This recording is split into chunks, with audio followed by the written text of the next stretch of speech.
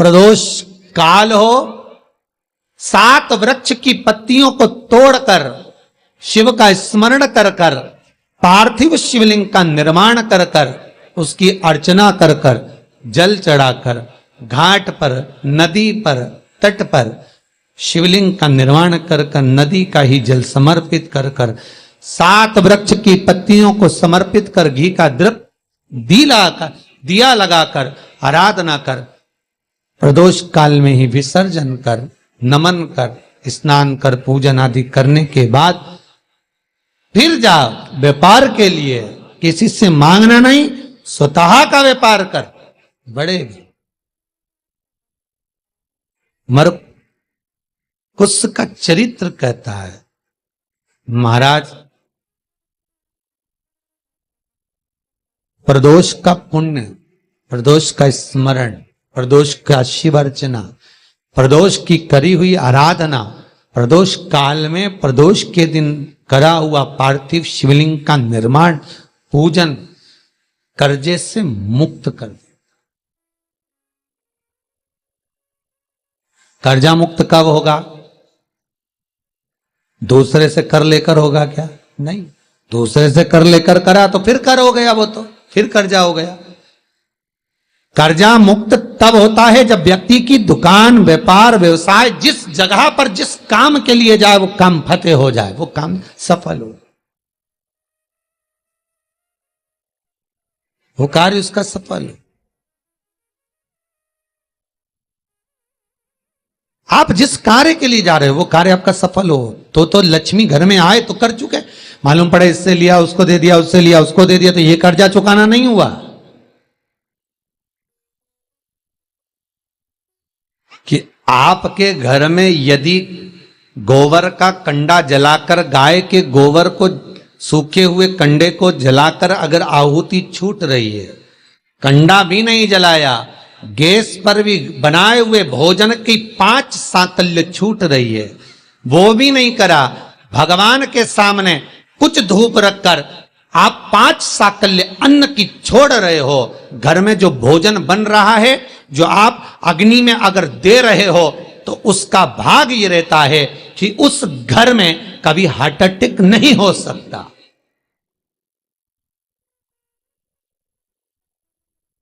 यजुर्वेद कहता है, हमारे शास्त्र कहते हैं, स्कंद पुराण, शिव महापुराण की कथा कहती है, अग्नि पुराण कहती है कि अग्नि की 7 जिह्वा में से एक जिह्वा ऐसी है जो रोग को हर लेती है, भारी जो बीमारी है वो उसका हरण कर ले। बस आज के समय में लोग ये कलर बेकार ना हो जाए, जो सीलिंग लगाई है वो बेकार ना हो जाए, इसका कलर खराब ना हो जाए, सोफे का कवर खराब ना हो जाए, कहीं ये धुआं ना लग जाए, इतनी आंखों में चुभेगा। अरे भाई, या तो उससे बचा लो या स्वयं को बचा लो।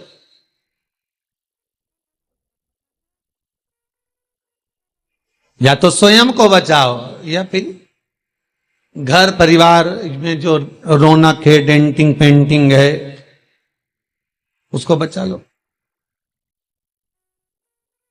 अग्नि देवता कहते हैं मेरी 7 जिह्वा है, पहले नंबर की है मेरी काली, जो भोजन को लेकर प्रेतों को देती है।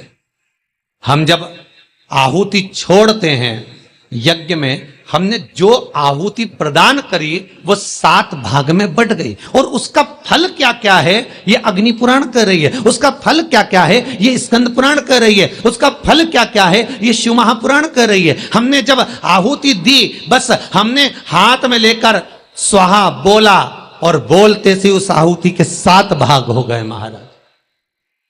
भले हमने वो इंद्र को दियो, ओम इंद्राय स्वाहा, ओम प्रजापते स्वाहा, ओम अग्नये स्वाहा, भले हमने एक देवता का नाम लेकर दिया पर उसके 7 टुकड़े हो गए। पहला 7 जिह्वा अलग अलग भाग को अलग अलग जगह पहुंचा रही है। पहले नंबर पर अग्निदेव की जिह्वा का नाम है काली, वो काली जो भोजन देती है वो प्रेतों को देती है महाराज। दूसरे नंबर पर है कराली।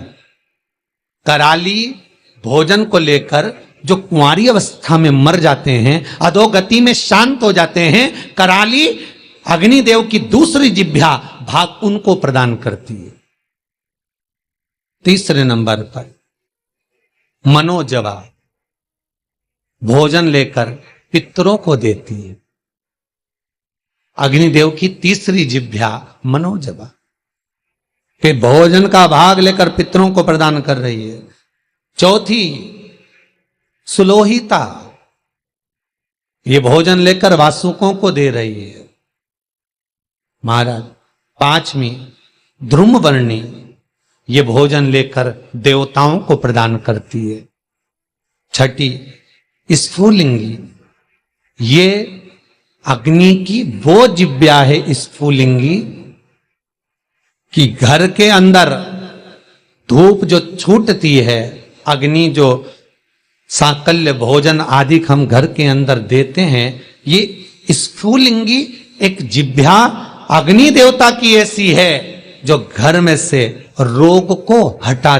फिर निवेदन करूंगा, हार्ट अटैक की बीमारी को हटाना है तो घर में 7, 5, 3, 2, 1 तुम्हारी मर्जी पड़े उतने जो घर में भोजन बने वो अग्नि देवता को जिमाना है।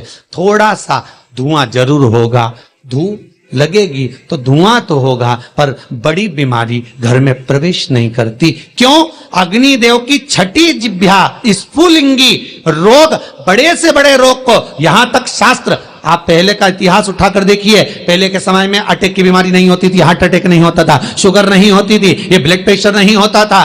आज के समय में सारी बीमारियां हो गई। क्यों? क्योंकि घर तो बड़ा बन गया, बंगला भी बड़ा बन गया, ऐश्वर्य राम की वस्तुएं भी बहुत हो गई, पर घर में जो प्रतिदिन 5 आहुतियां पूर्व के समय के लोग दिया करते थे, घर में 5 आहुतियां जो चूल्हे में छूटती थी वो आहुतियां बंद हो गई। उसका स्मरण फिर प्रारंभ हो, जगत का फिर कल्याण।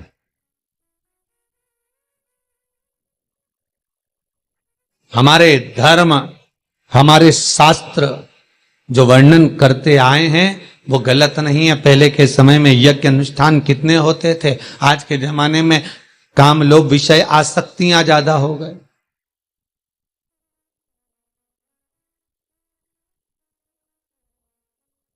छठे नंबर की अग्नि देवता की जिह्वा का नाम है स्फुलिंगी,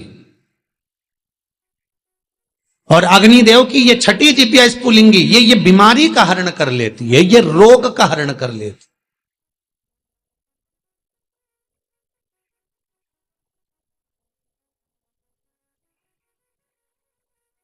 क्यों भैया?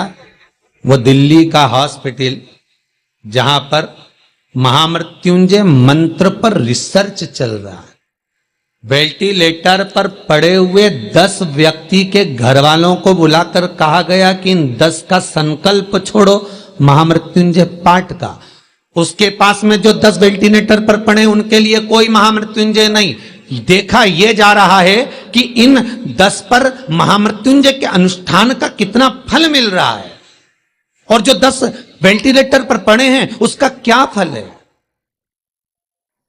वहां के डॉक्टरों जब रिसर्च करते हैं, अखबारों में भी आया, फेसबुक यूट्यूब पर भी डला हुआ है, जब उन्होंने हॉस्पिटल का नाम तक डला हुआ है, जब अखबारों में आया, देखो असर क्या देखने को मिला। जो वेंटिलेटर पर 10 पड़े थे उनके स्वस्थ होने की सीमा कम थी, पर जिनके लिए महामृत्युंजय का अनुष्ठान ब्राह्मण कर रहे थे साकल्य दे देकर, उसका भाग ये था कि धीरे धीरे उनकी अवस्था सुधरती चली। फिर निवेदन करूंगा, अकाल मृत्यु वो मरे जो काम करे चंडाल का, काल उसका क्या बिगाड़े जो भक्त हो महाकाल का। आपकी चित्त वृत्ति में अगर शिव है, आपकी चित्त वृत्ति में अगर शंकर है, आपके मन में अगर शंकर समाया हुआ है, बाल बाग का नहीं हो सकता। अग्नि देवता की छठे नंबर की जिह्वा है स्फुलिंगी, जो रोग को, बीमारी को समाप्त कर देती। यज्ञ अनुष्ठान से, आहुतियों से रोग बीमारी समाप्त होती, समाप्त। 7वें नंबर की अग्निदेव की जिह्वा है विश्व रुचि। विश्व रुचि जो दरिद्रता को दूर भगाती है, लक्ष्मी का प्रवेश कराती। जिसके घर में अग्नि के ऊपर सांकल्य दी जाती है, भोजन दिया जाता है, हम तो यहां तक कहते हैं कि आप कंडा भी मत जलाओ, आप गैस जलाते हो तो गैस पर ही थोड़ा सा कुछ छोड़ दो। अग्नि तो है ना किसी रूप में।